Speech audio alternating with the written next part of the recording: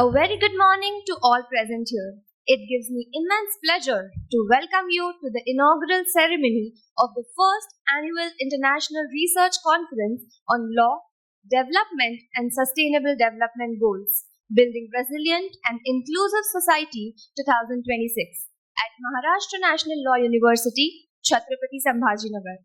This conference is organized with the support of KLE Law College and Northumbria University as knowledge partners and State Bank of India as a sponsor.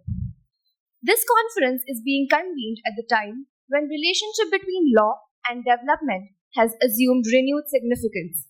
As nations strive to achieve the Sustainable Development Goals, the role of legal framework, judicial interpretation, and institutional accountability has become central to ensuring inclusivity, equity, and long-term resilience.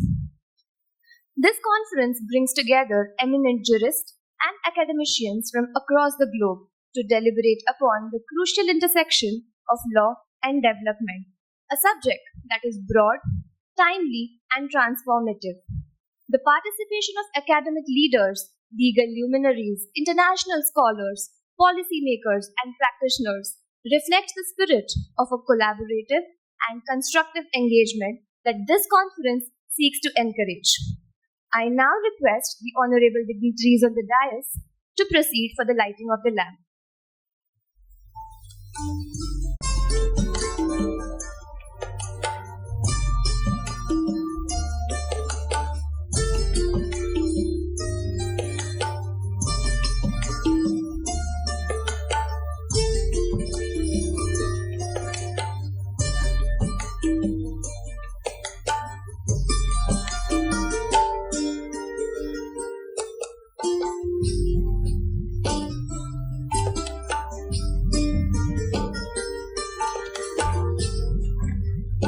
Thank you.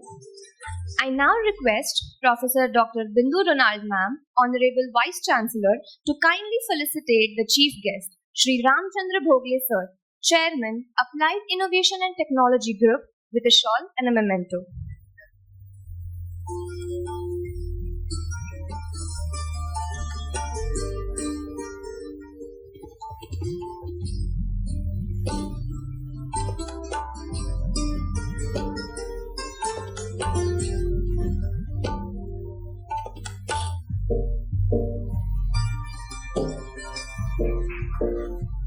I now request Honorable Vice Chancellor Ma'am to felicitate today's keynote speaker, Honorable Shri Justice Abhay Oak, former Judge, Supreme Court of India and Emeritus Jurist at our university.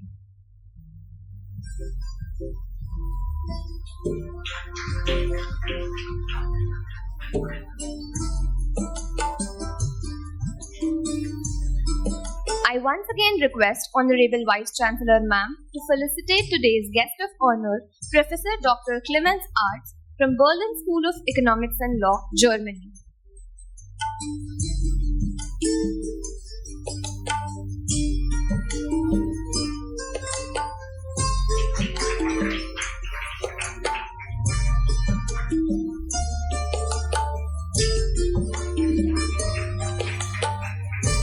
Thank you, ma'am.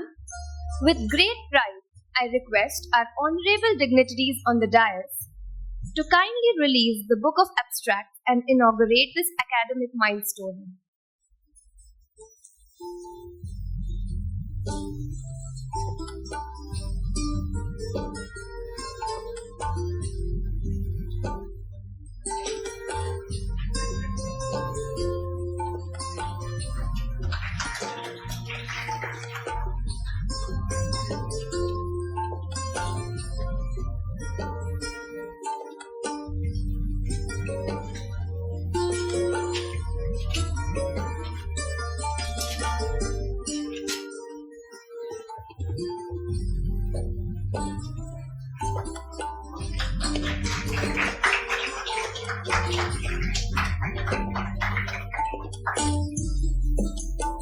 I now invite Professor Dr. Bindu Ronald Ma'am, Honorable Vice Chancellor, to deliver the welcome cum presidential address.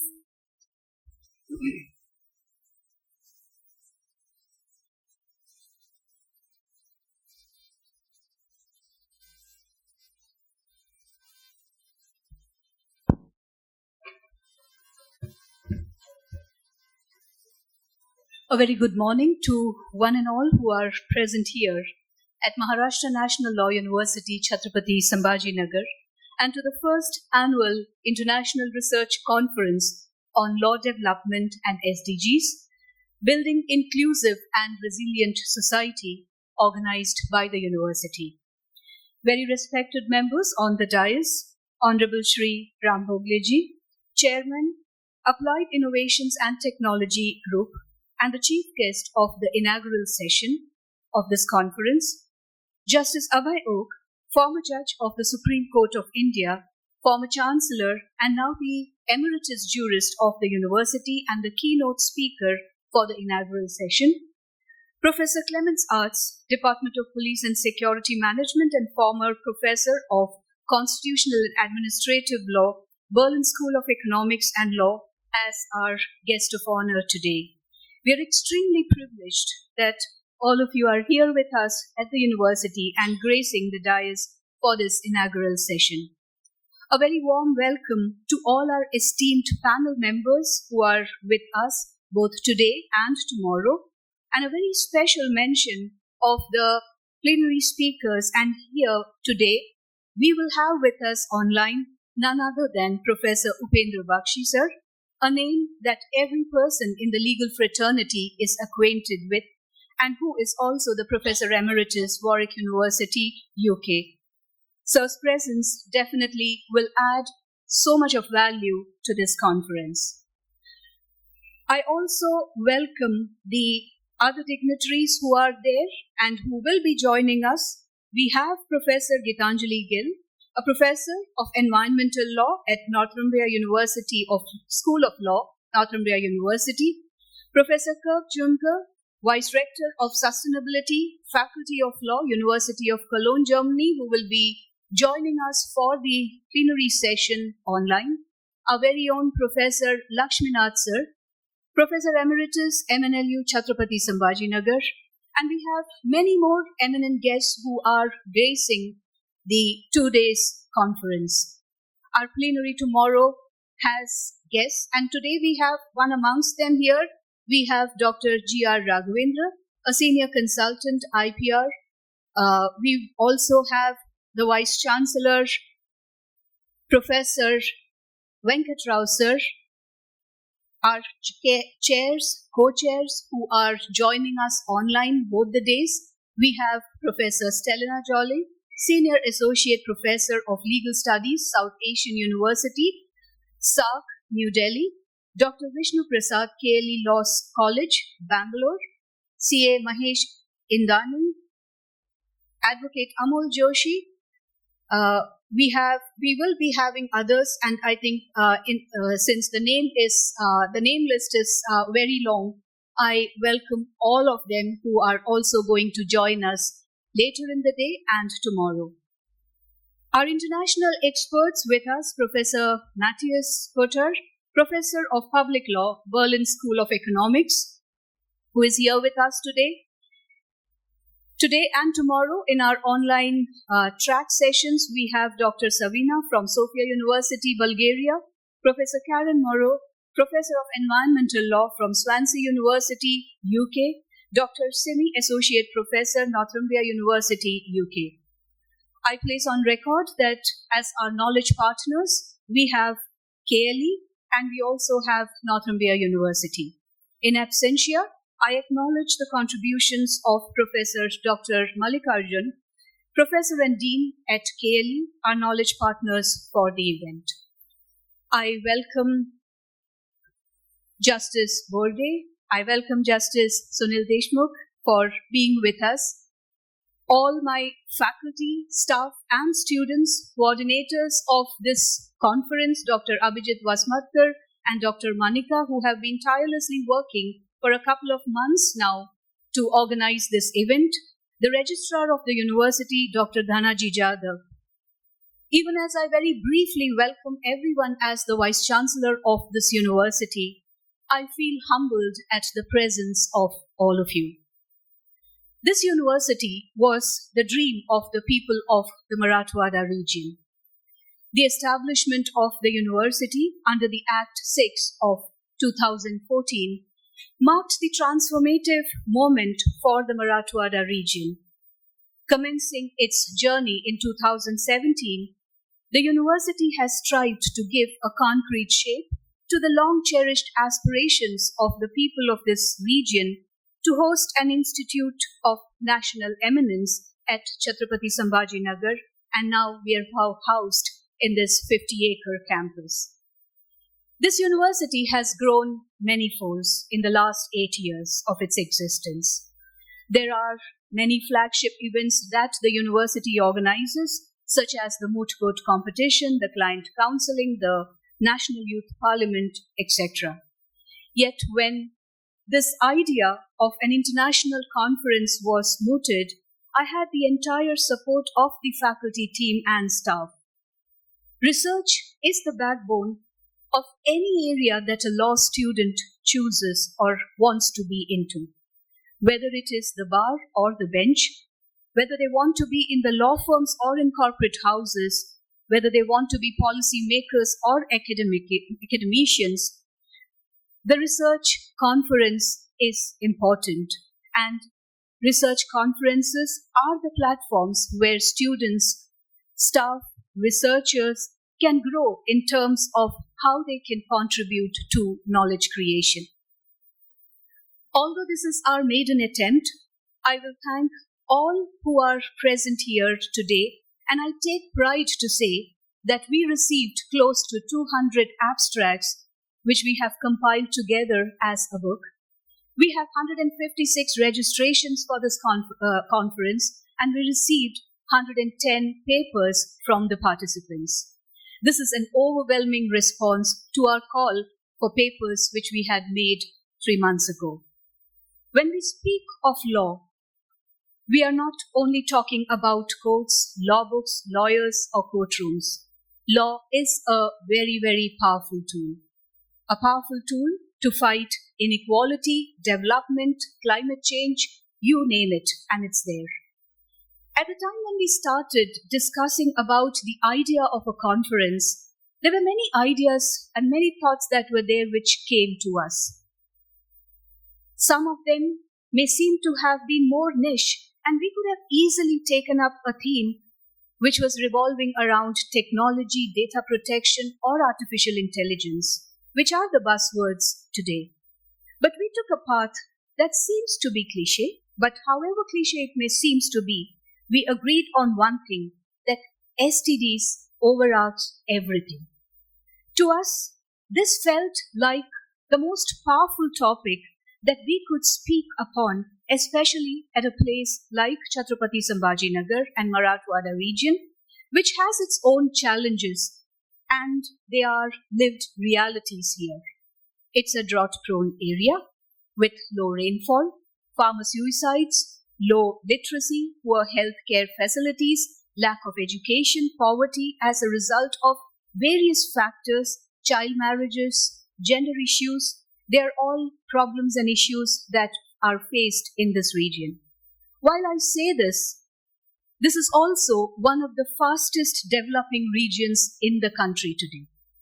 We decided to take this theme because SDG is a global promise.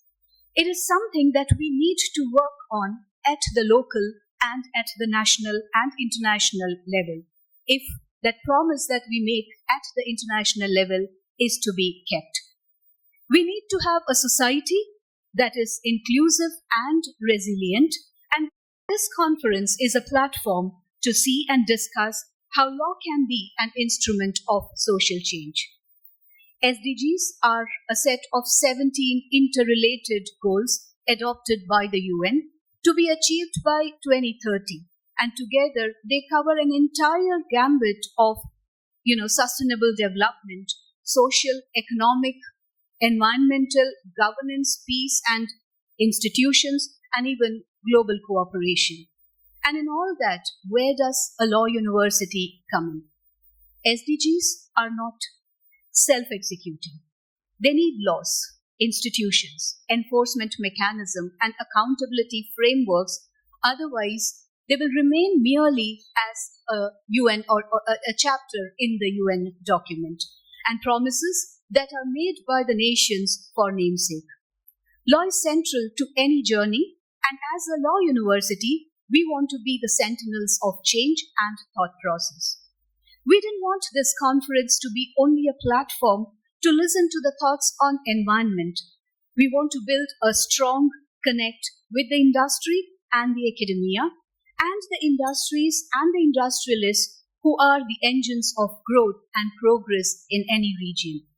Today we have none other than Sri Ram Bhogle sir, who is our chief guest, and as an eminent industrialist of this region, whose contributions have led to the growth of industrialization in this region, he is somebody whom we are all very eager to listen to. When it comes to industrial development and growth, industrial development and growth brings its growth, and 10 years from today, 20 years from today, we will see a city which will be growing out of seams, because when industry grows, habitation around the region increases, and with that also comes a lot of issues and problems. Issues of sanitation, water, infrastructure, safety, governance, education, health, town planning, and law has a big role to play. This is not just for this particular region, but I think it is for the entire country. The 17 Sustainable Development Goals of the UN are built on three interlinked pillars: environmental sustainability, social sustainability, and economic sustainability. And we wanted to address all these three, and that is why we have the 6 parallel tracks that are there, in which papers are going to be presented by the participants across the 2 days. We have tracks on law and governance for sustainable development, human rights, social justice and SDGs, climate justice, environment and resilience, law, economy and development, technology, innovation and sustainable futures, peace, justice and institutional building. We sat together and put a lot of thought and brought about the 3 broad interlinked pillars through the 6 tracks that we have. I'm very sure that it will provide a platform to discuss and deliberate upon. These 2 days will provide the platform to all those who are here to look at the subject of law, development and social development and sustainable development from various dimensions, both through the deliberations of the experts who we have here in the plenary and the other sessions, and the thoughts put forth by the participants in the form of paper presentations. I'm sure these 2 days are going to be an academic feast for one and all who are present here, with a lot of ideas to work further upon and related areas in which you will create knowledge which will make a difference. You will be forging friendships over here, and I'm sure that you will create the network and come together to make the world a better place that the next generations will be happy to inherit. I once again welcome all the members who are there on the dais today, all the experts and guests who have come here in person, and also those who are going to be with us in the online mode, all the participants and all the students of this university. Welcome, welcome one and all.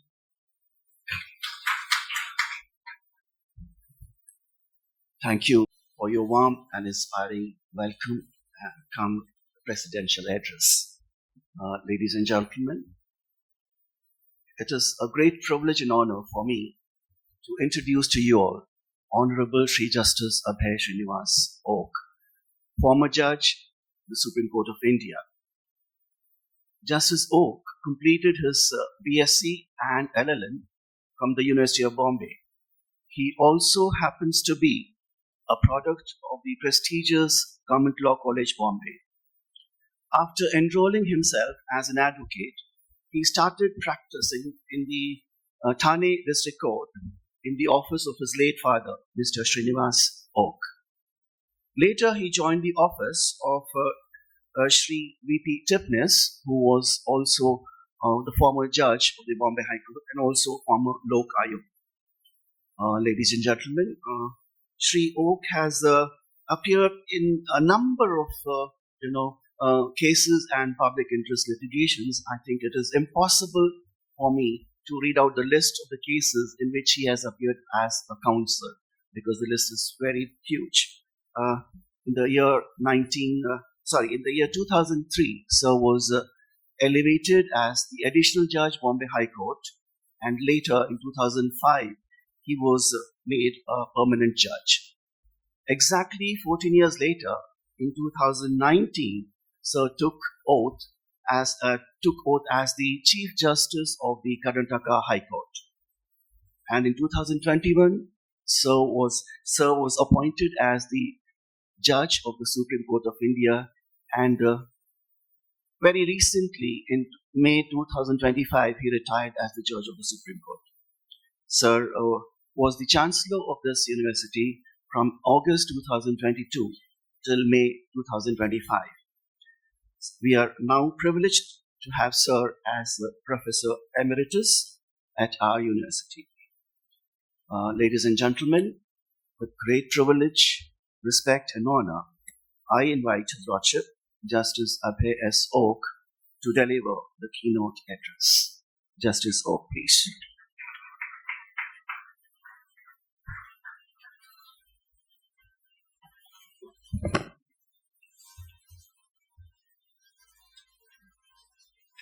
Good morning.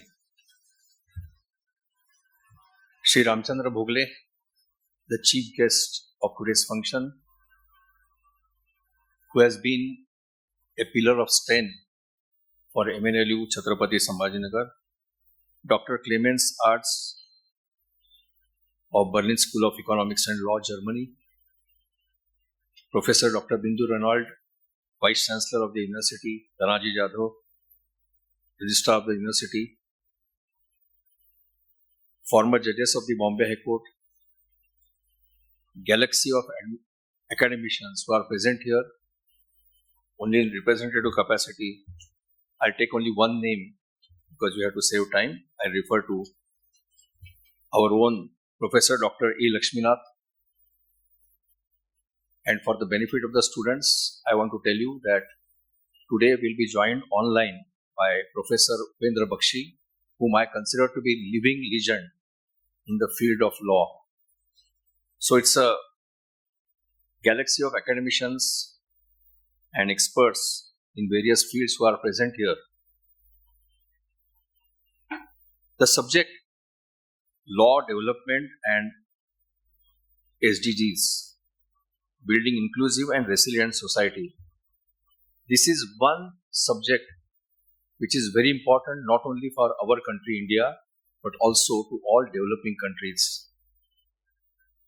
The reason is that there is a lot of misconception about the concept of development. These are the countries where we are not able to protect and preserve our environment, and therefore a lot of brainstorming is required on this topic. And today and tomorrow we'll have very open discussion on this. And I'm happy that I'm here because issue of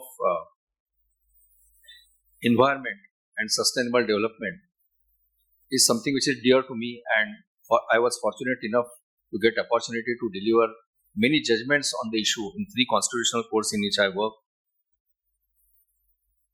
The judgments were welcomed by somebody felt that those judgments were harsh. But today I am before you to express my personal views, which may again go wrong. But what is important today is that everybody expresses his views on the subject so that the students and participants will go back enriched with thoughts. Now let us talk about these 17 goals. In Indian point of view, I want to tell everybody that as far as our constitution is concerned, there is nothing new. If you make systematic study of our constitution, all these 17 goals were part of our constitutional philosophy, express provisions of the constitution. And something which happened few years back under the leadership of United Nations, was imagined by framers of our constitution way back from 1948 to 1950. So there is nothing new as far as these goals are concerned. I'll make that good by two illustrations. We have Article 21, right to life. It is a right to life, not simple right to life, but it is a right to live with dignity, right to live meaningful life. Supreme Court has given very expansive meaning to Article 21. Right to health is also included in Article 21. Now we have the third goal regarding health. One of the goals out of 17 is no poverty. Look at our preamble of the Constitution. We have guaranteed to every citizen of India social and economic justice. So, no poverty is very much part of our constitutional philosophy, which is reflected from the preamble. If Article 21 confers right to live a dignified life, a meaningful life, no poverty is something which is part of Article 21 again. Article 21 has been expanded by the Supreme Court to give us a very important right, which is very, very significant in today's era, that is, right to live in pollution-free atmosphere. We see what is happening in our cities, the capital city of Delhi. Bombay is not far behind. New Bombay is also not far behind. Air pollution is a major issue which threatens us. And then our constitution says, Article 21 says that every person has right to live in pollution-free atmosphere. Now look at the two goals. Goal number 14, life below the water, and 15, life on the earth. Now this is very much part of the constitution. We have a chapter on fundamental duties, Article 51A, which says that it is a fundamental duty of every citizen to protect and preserve our environment, our trees, our lakes, our ecosystem. And there are judgments of the Supreme Court which say that the individual duties of citizen is collective responsibility of the state, collective responsibility of the government. So its government has constitutional obligation, constitutional duty to protect and preserve our environment. And that is how goal number 14 and 15 get covered. Then there is a concept of gender equality, goal number 5, or reduction of inequality. That is all covered by Article 14. Zero hunger. Now, zero hunger is part of social justice and economic justice, which was guaranteed by the framers of the Constitution. In fact, preamble says that we ourselves are guaranteeing social and economic justice. So, no hunger is part of it. This is just to briefly illustrate our constitutional philosophy. One of the 17 points is quality education. There is a judgment of the Supreme Court that right to education is also part of Article 21. Now, of course, we have a separate provision in fundamental rights, Article 21A. So, these goals which are set up by United Nations are very much part of our constitution. And of course, what efforts we have made during last 78 years to achieve these goals is a matter of debate. And as student of law, as somebody who has been a lawyer and judge, I am part of legal fraternity for almost 44 years. I must say that there are hardly any efforts to achieve these goals in India, though those goals were very much part of our constitution.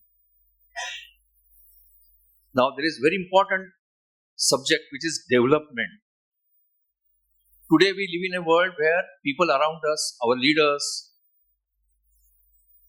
our bureaucrats, always talk about development and what kind of development is happening.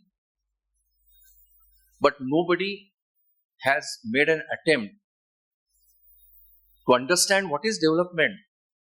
Because when you talk about development, in the context of these 17 goals, you must find out what can be the concept of development within the four corners of the Constitution. I have said so in judgments, I have said so in public platforms that we have, not only India, that is so in many developing countries, we have a wrong concept of development. Now let us talk about development. What is projected as a development? We are building huge highways. We are building airports. We are building railway superstructure like super fast trains. There are new airports which are coming up, new flyovers, new roads, coastal roads. Then in major cities, not only major cities, even small towns in Maharashtra, I am speaking for Maharashtra, we are having high-rise buildings, residential projects of development, where large number of houses are built. In my humble view, what is projected as development by carrying out this work, this is not development. This is infrastructural work. This infrastructural work is necessary for development. This is not the development which is consistent with our constitutional principles. This is not the development which is consistent with sustainable development goals. This is infrastructural work and not development. What is development? Let us go back to these SDGs. Housing. According to me, the first ingredient of real development will be affordable housing for common man. Go to Bombay, go to Pune, even Aurangabad I am talking about. A person who belongs to lower middle class, a person who is a laborer, somebody who is a Group D employee, he cannot afford to have residential accommodation in these major cities. We call it as developed cities. So, first ingredient of real development in terms of the constitution will be affordable housing. Right to health is part of those 17 goals. It is part of Article 21. Where are the affordable facilities of health? I have written about it. After independence, have we taken a survey how many new public hospitals were built where at affordable rates treatment is available? All categories of treatment is available to common man. Consistent with the population explosion in India, have we increased the number of beds which are available? At grassroots level in our country, the only place where there is possibility of getting medical treatment for common man is primary health centers. Now go to any primary health centers, you will find doctors are not there, stock of medicines is not there. So second and most important ingredient of development will be having a very robust health infrastructure where common man can get treatment at affordable price. We talk about health insurance. Can a common man afford health insurance in India? So, availability of affordable health infrastructure is something which is very important. Third important part, again supported by Constitution. During last 78 years, how many government schools or how many corporation schools or local authority schools were established where common man's children can go and get the education at the affordable price? Where is that? Have you studied that?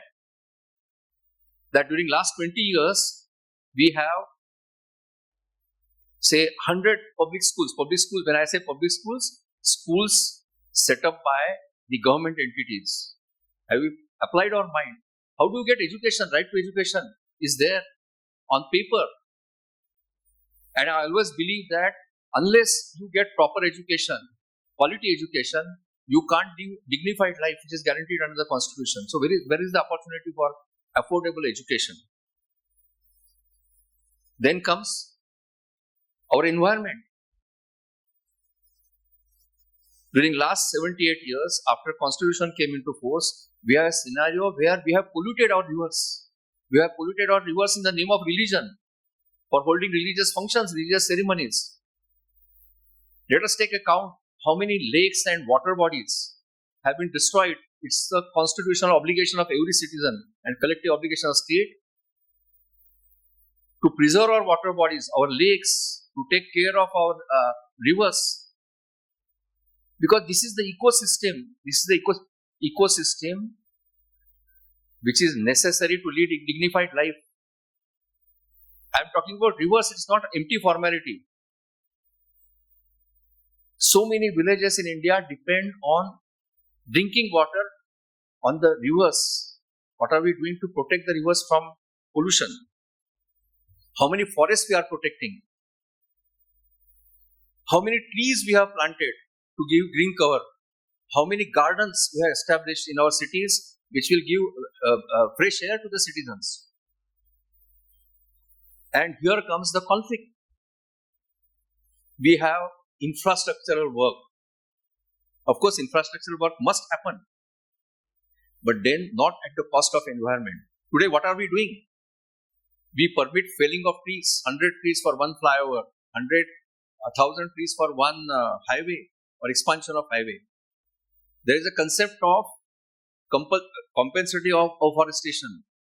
And where does compensatory afforestation happen? At a distance of 100 kilometers from the place where trees are going to be felled. There is a recent judicial order in Bombay. 40,000 mangroves will be cut. And where will be the compensatory afforestation? At a distance of 1,500 kilometers in Gadchiroli, where there is no beach, there is no seafront. Now, protecting and preserving environment has to be essential part of concept of development, because if you don't have that essential part, how we are going to achieve these 17 goals set up by United Nations? And achieving by 2030 appears to be impossible in a developing country like India. And again, this has direct correlation with Article 21. Unless we protect our ecosystem, unless we protect our environment, how we are going to enjoy our fundamental right or right to free pollution-free atmosphere? Pollution. I belong to a privileged class. I was in Delhi. I had those machines in my house purifying the air. But what happens? People are on the street. There are small shopkeepers. There are laborers. They inhale all this polluted air. Is this development for them? These are the questions which need to debate it upon. That what is the concept of development? Are we being misled by somebody by saying that infrastructure work is development? And this is very important for young law students to think about. As I said, I am expressing my personal views. These views, somebody may find it to be wrong. And there is a perception we read in newspapers and media that courts are coming in the way of infrastructure. When courts take a strong view that don't destroy environment for doing so-called development work. So, the United Nations have showed us the way, and now we have to decide in what rational manner we can achieve that goal till 2030. And if we want to really achieve that goal, we need a lot of course correction. We need to change our outlook. Our executive, our political class and common man must become very sensitive about protecting our environment, our ecosystems, without which we can't achieve any of the single goal. Now, this is something on which we require a huge debate. And therefore, I thank the Vice Chancellor. As she rightly said, there are many fanciful topics on which there can be discussion in international conference. But this is a topic which has direct connection with common man of this country. This has direct connection with the concept of development in developing countries. This is a topic which connects with life of common man, and therefore a lot of discussion is required. And therefore I thank the organizers for selecting this topic. I don't want to take much time because we want to have another point of view by Mr. Ramchandra Bhogle. And I was discussing with him. Now he told me that now very soon Aurangabad will be on the map as one of the most industrially grown cities. So we must have his point of view. We have eminent experts from abroad, eminent experts from our country, and I am sure all of you are waiting to hear from them. So I end here by saying that if we want implementation in true letter and spirit of 78 years old constitution, we need a very open and frank debate on these issues. I thank everybody and I'm also looking forward to hear Ram Bhogle. I think I exceeded my time. Thank you very much.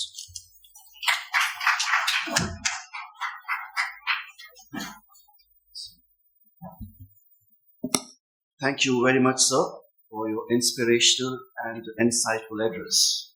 Ladies and gentlemen, His Lordship has been a true source of inspiration to all the teachers and students of this university, not only during his tenure as the Chancellor, but even after his retirement, he continues to inspire all of us. Recently, I was telling my young students that we should make Sir a role model and follow his footsteps and emulate him. And they all agreed with me. In fact, one of the students was telling, Sir doesn't look like a retired person at all. Your Lordship, we wish, hope, and pray that you continue to inspire and motivate us for many, many years to come. Thank you so much, sir. Ladies and gentlemen, it is a great honor to me to introduce to you all Dr. Clemens Arts, a distinguished scholar and a renowned professor of public law at Berlin School of Economics and Law. He is also the founding director of Berlin Institute of Safety and Security Research, with a doctorate from the University of Bremen and an international academic journey spanning Germany, Italy, United States, Canada, Namibia, and India. Dr. Arts has built an exceptional career at the intersection of constitutional law, policing, civil liberties, and public order. His research on police powers, rule of law, freedom of assembly, and other emerging issues, such as vehicle automation, has influenced legal thought across jurisdictions. Ladies and gentlemen, I now take the privilege to invite our guest of honor, Dr. Clemens Arts, from the Berlin School of Economics and Law, to deliver his address. Thank you, sir.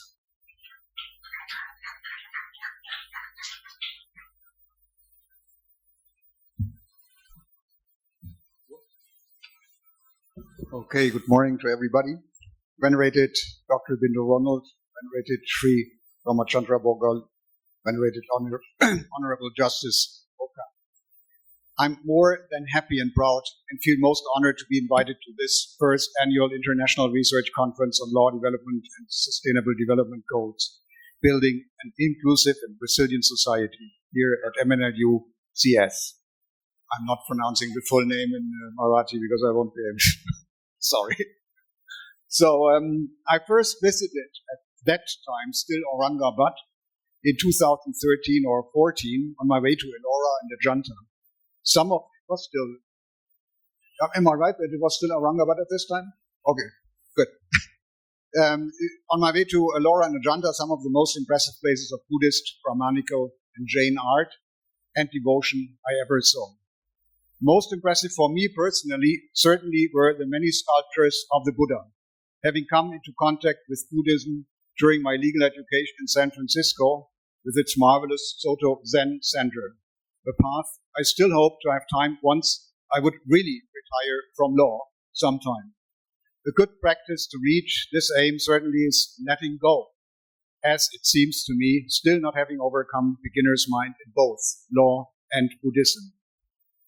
MNLU-CS was not yet founded at this time, so I had to spend my research semester of 6 months on law and order policing in India at the most revered Symbiosis Law School in 2013 and 14. This stay, more than a dozen years ago, brought me into contact with your venerated Vice Chancellor, Dr. Bindu Ronald, on the one hand, and MNLU Mumbai on the other hand. At this time, MNLU Mumbai still was located in a rather provisionary arrangement at the very vivid campus of Tata Institute of Social Science in Mumbai.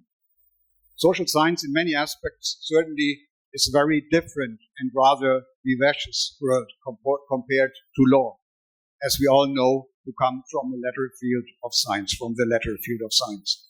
It's a totally, go to Tata Institute of Social Science campus. It's a different world compared to a law school campus from my point of view. Being a lawyer, I'm allowed to say so. Mumbai, besides Kolkata, is certainly one of my most favorite places in your wonderful country, both beaten only by southern Goa. Since 2013, I keep visiting India at least once a year, becoming more and more familiar with India, that is Bharat, as the first words of your most comprehensive constitution states. A constitution which, as Rohit Dey and Amit Shani in their most interesting and profound opus, Assembling India's Constitution, a New Democratic History, elaborate on.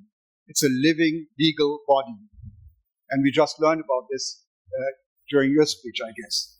In India, good luck, it is interpreted by a Supreme Court, not in a petrified understanding of what the founding fathers, mothers did not exist at this time, wanted, as it is the case at another once famous Supreme Court in the north of this planet, which once certainly had a much more rights-based approach than it has in recent days. Instead, the Indian Supreme Court again and again is taking into account what is needed to secure to all citizens justice, social, economic, and political, liberty of thought, expression, belief, faith, and worship, equality of status and of opportunity, and to promote among them all fraternity, assuring the dignity of the individual. You all know these lines in the beginning of your constitution. Fraternity, referring to this underlying idea, to the underlying idea of this conference today, might also be interpreted in a sense requiring fraternity not only to human beings, but to a non-exploitative and damaging behavior and relationship with all existing beings and the planet as a whole. We just learned about this from our speaker who just left. Or, as the Indian Supreme Court in M.K. Ranjit Singh versus Union of India in 2024 carved out of the very constitution, the right to be free from the adverse effects of climate change is integral to the fundamental rights enshrined under Article 21 and 14 of the Indian Constitution. This really makes a big difference to the Supreme Court in the US, from my point of view, that the Indian Supreme Court is still sort of understanding the Constitution in a recent, in a modern way, instead of just sticking to very old, out-fashioned ideas. Above-mentioned principles of the Constitution become irrelevant if we more and more endanger and destroy what is the basis of all this, which from my point of view is not the protection of the environment of the human species to its best use and exploitation, but oneness of all beings and the planet in a much broader sense. Please allow me to cite a few words of the brochure to this conference. The universal pursuit of the Sustainable Development Goals has revealed tensions between economic growth and ecological preservation, especially with post-colonial context where extractivist legal frameworks exist. I think we all know what the invitation, so to say, is speaking about. The topics we are discussing today and tomorrow were not on my agenda for 2.5 decades. I instead have been concentrating my work and research on the rights-based approach towards policing society, or law and order, or public order policing, however you want to call it. A field that from my personal point of view does not only raise lots of questions of protection of human rights and freedoms in Germany. Rights and freedoms of human beings are a never-ending challenge, which I was just reminded of visiting the excellent exhibition on the civil disobedience movement 1930-31 in Mumbai at CSMVS, the formerly Prince of Wales Museum. Sorry again for using this old-fashioned name because I don't want to pronounce totally wrongly the new name. So, coming to an end, let me assure you my deep sympathy and hope in the subjects being discussed in the next 2 days here. First, because my legal education and specialization was focused on environmental law, even though I left the field to become a professor in police law and freedom of assembly. However, some of my earliest articles in legal journals were focusing, e.g., on the protection of mammals in Germany, on the use of highly enriched uranium for a neutron source in Berlin, on the liability for accidents of supertankers, or on the right to information in environmental law. So we do have a common starting point, I guess. Embedding the protection of environment into our current mode of farming, industry production, way of living, however, from my point of view, certainly is not enough. Climate change, air pollution, polluted waters, shrinking water resources, so-called green electricity and e-vehicles relying on extractivism to an unknown scale demonstrate that it is rather 5 minutes past 12 than 5 minutes before. So we have to think about solutions radically changing the direction of our way of living. I'm convinced. Thanks for your patience. Let's start working.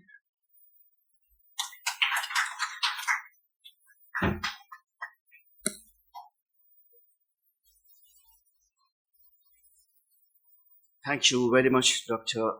Clemens, for your valuable insights and memorable address, which all of us would love to remember for many years to come. Ladies and gentlemen, it is indeed a great privilege and honor for me to introduce to you all the chief guest of today's event, Sri Ramchandra Bogle. Sir is the chairman of Applied Innovation and Technology Group. After graduating as an engineer from the Government Engineering College, Sir worked at Nirlap Industry, where he increased the factory's production 54. I think it is an incredible and praiseworthy achievement, which all of us would dream to have. Today, 3 major companies supplying various automobile components form an important part of the ATG group. Through various institutions, he has contributed to and helped implement important reforms in the sectors such as cooperative banking, large trust hospitals, Jawaharlal Nehru Port Trust, and important national institutions by providing technology and business education. He has served in multiple roles, one of them being president of the 108 years old Saraswati Bhavan Education Society. For his contributions across various fields, he has received awards from the FI Foundation, Maxwell Foundation, Marathwada Mitra Mandal, Rotary Club, Giants Club, Dr. Baba Saheb Ambedkar Marathwada University, and many other prestigious institutions. I think I can go on with the list for hours. Sir has got so many achievements to his credit. But now, since time is the constraint, ladies and gentlemen, I invite the chief guest of today's event, Sri Ramchandra Bogle, to address this august gathering. Sri Ramchandra Bogle, please.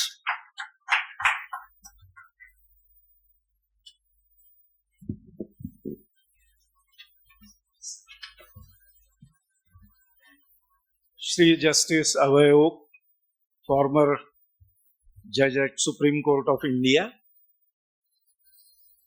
Dr. Clemens Arts, Professor Bindu Ronald, Shri Dhanaji Zadav, former judges of Bombay High Court, ladies and gentlemen. I am an odd man out in this gathering. I have been the beneficiary of developing law and the development that government has been doing.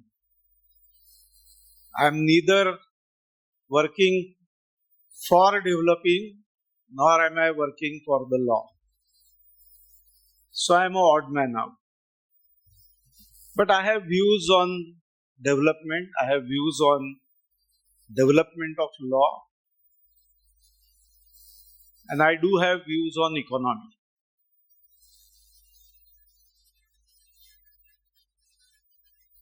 As a final year student in my engineering college, I chose industrial economics as an optional subject instead of choosing any engineering subject where it was easy to score more marks. And economics would give you lesser marks because it is a descriptive subject. But I had interest and I picked up industrial economics. Only to learn that economics, though it's called science, is actually study of human behavior under various circumstances, and through the observations certain laws have been postulated which forms the basis of economics.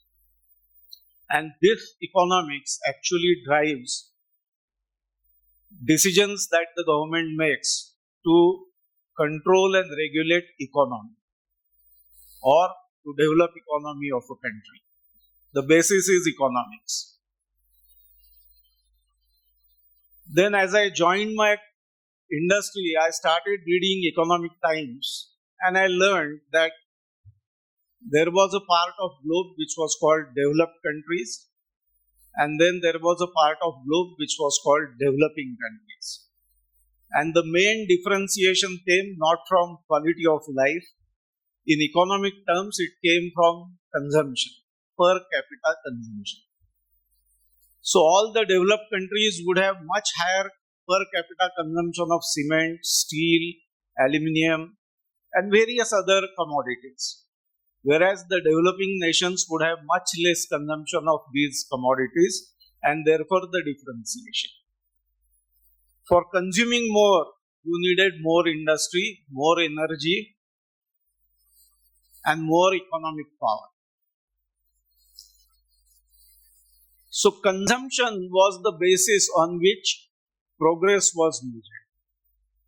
And as a pure Bharatiya, being brought up in a lower middle class family, we were always taught that anyone whose requirements and anyone whose consumption is minimum is the most honored person. Whereas in economics, the view was exactly different. The most developed person and the most respectable person in society or most respectable country in the globe was one that consumed more. So diametrically opposite views. And for when you want to actually measure more cement consumption more, then naturally the kind of development that was described by Justice Abhayo becomes an essential part of development and economy. So you can consume more cement only if you build ports, roads, airports, housing projects. If you don't build, you consume less, then you are not considered progressive. See, the economic activities also help in providing income to the masses. The population is increasing, and we are making sure that we develop technologies so that the average age keeps on growing, keeps on increasing. So from somewhere around 50, now it is somewhere around 70. So the exit is being delayed. Naturally increasing the population density, naturally increasing the need for more commodities to be consumed by the larger population. And to make sure that we are able to provide people all that they need to consume, we need a lot of industry and we need a lot of economic activity. Every single economic activity that you can talk of which generates something to be consumed by the larger population and increasing population also has a carbon footprint. It also has a carbon footprint. So on one hand, we talk of increasing the economic activity. The government's focus is to make policies ease of doing business. So there is a focus on increasing the economic activity so that we can provide jobs and earning opportunities to the increasing population. On the other hand, we talk of sustainable development goals. These are absolutely contradictory. If you want to achieve sustainable development goals like quality of education, quality of health and wellness,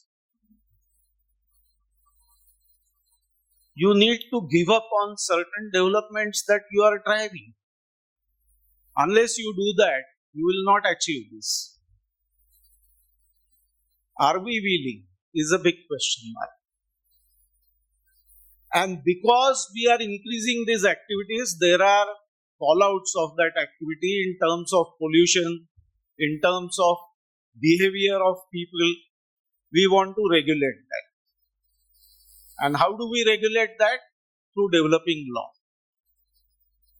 See, economics was based on actually studying human beings in their natural habitat. What would they do in a particular situation? Then, to drive the economy and to drive the development, we started enacting tax laws so that we can control behavior of people. We can control their consumption. So that's not natural. See, what you are trying to do is, you are trying to control the behavior of people by enacting certain laws.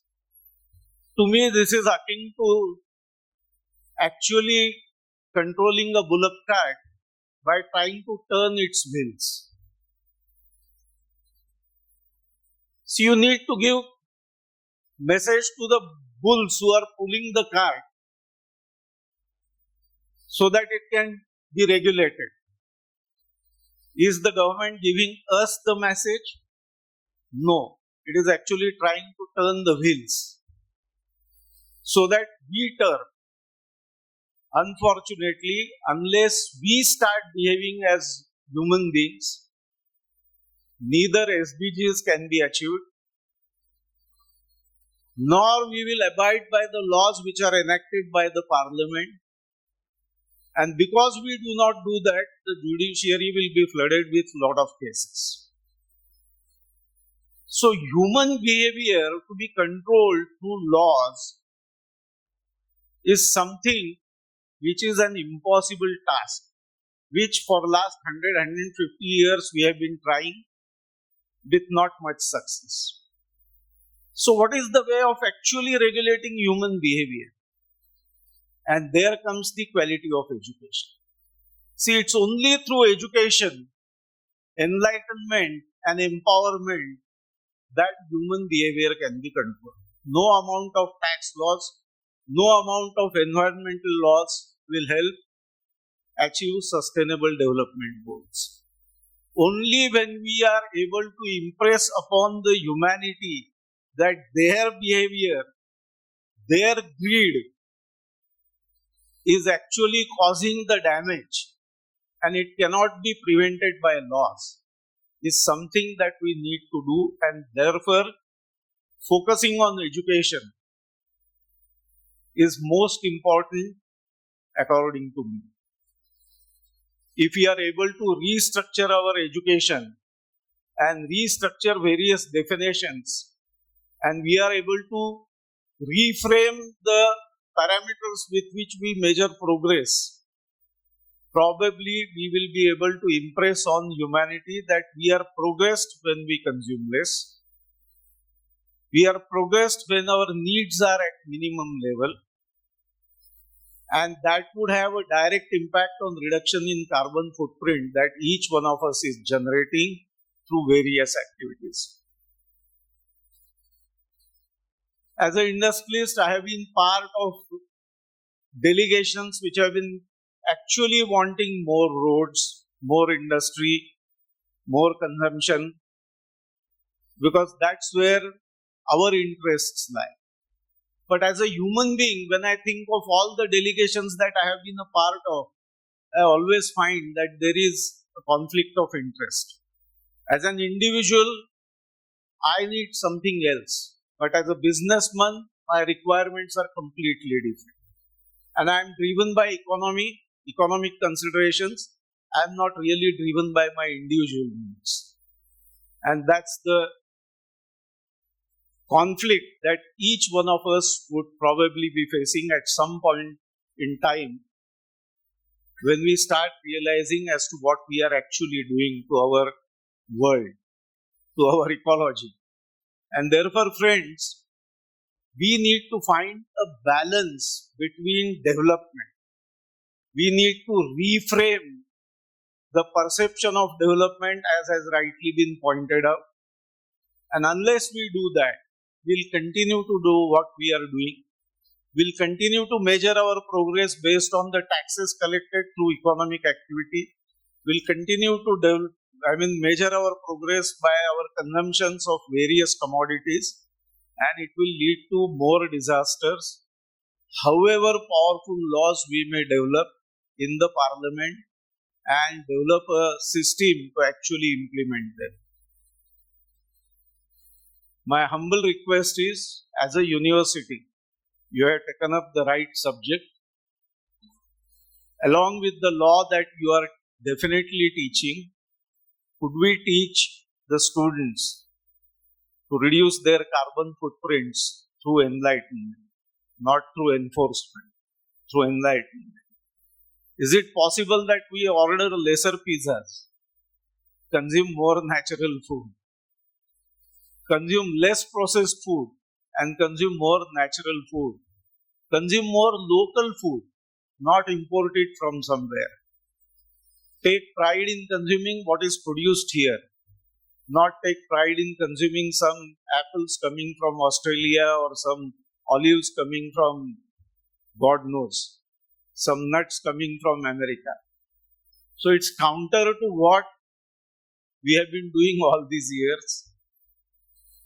All the trade agreements force us to accept more and more of imports. When I say imports, whatever we import from other countries. But whatever we export is import in some of the other countries. So what we are trying to do is, we say consumer is the king. And therefore the consumer must get everything at optimal price. In fact, in some economies they say at the minimum price.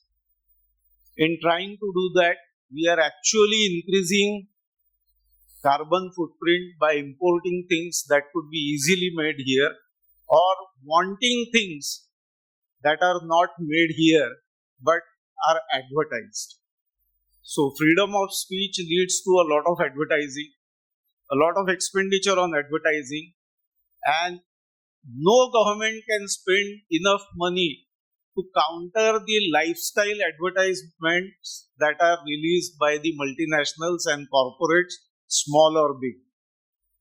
It is the advertisement that is influencing our behavior, not the laws, not the SDG goals, not what the government wants and what the government is doing.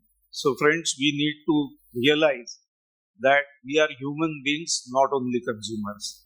Once that realization comes, we'll start ignoring advertisements that come as part of freedom of speech and do what is right for us.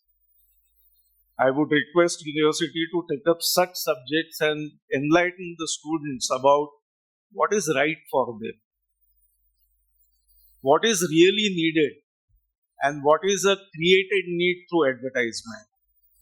One is your basic need, another is your created need through advertisement. Avoid created needs. Make sure that you are able to fulfill your basic needs and you will live a peaceful life. My last point is health infrastructure and the pharmaceutical industry. See, when the SDG speaks about health and wellness, it is not really speaking about hospitals, more number of hospitals, more pharmaceuticals, more drugs, more medicines. Hospitals, pharmaceuticals, drugs, etc. are needed when you are not healthy. If you are healthy, you don't need anything, any of these. So more hospitals is indication of lesser health. More medicines is actually indication of lesser health. No medicine, no requirement of hospital or even primary health center is actually indication of health and wellness. We need to understand all this, and I hope this conference through its deliberations would also focus on these issues which are basic to human life. Thank you for inviting me here. Thank you for actually introducing me in great words. Thank you very much.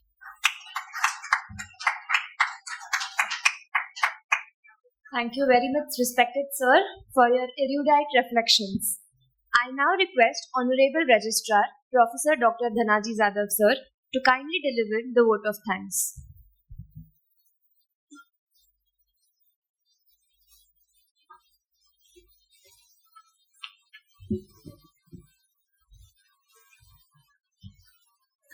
Dignitaries on the dais,